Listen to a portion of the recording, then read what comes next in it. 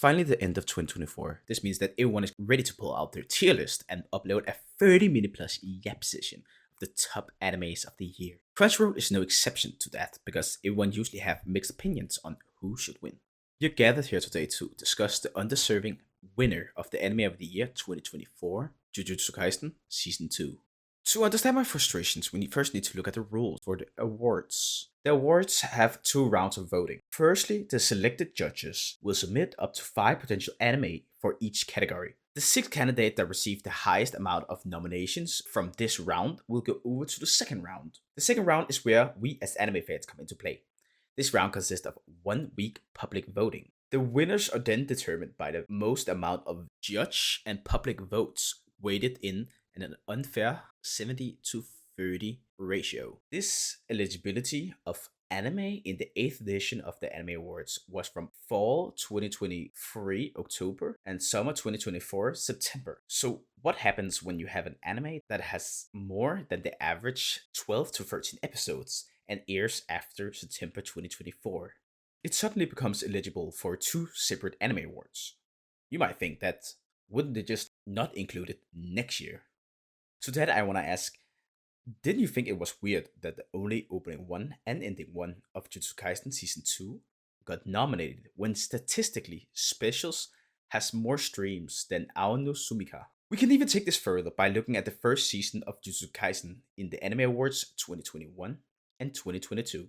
The anime eligibility period for the Anime Awards at that time was from January to December. So if we take a look at Jujutsu Kaisen Season 1, we can see where it stops. Episode 13. Everything up until episode 13 of Jujutsu Kaisen Season 1 was technically eligible to be nominated in the Anime Awards 2021. But in 2022, it can yet again be nominated, and it was. A season being nominated twice is crazy when there's only 24 episodes. The problem is that we can't really do anything about it because the judges selected by Crunchyroll decides what anime gets nominated, and somehow they voted in favor for Jujutsu Kaisen in 2 separate years. Now for the upcoming 9th iteration of the Anime Awards. They're changing up the eligibility period for yet another time.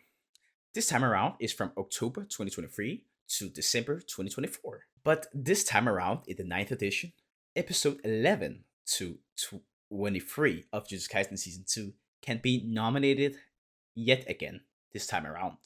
So the chances of seeing this show again for the Anime Awards 2025 is extremely high. Do I think that Jujutsu Kaisen Season 2 deserves Anime of the Year? Yes, but not with how Crunchyroll is doing it. You can easily fix this by saying if an anime has X amount of episodes and it exceeds a threshold of Y episodes, it can be nominated again.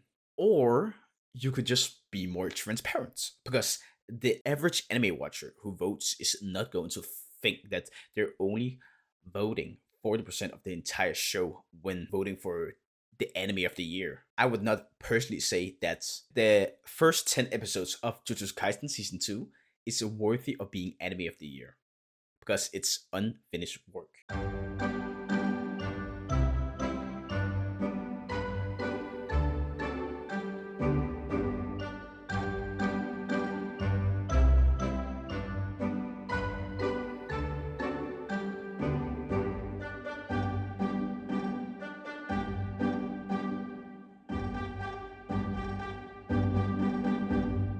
And the worst thing is that this is a 70-30 votes.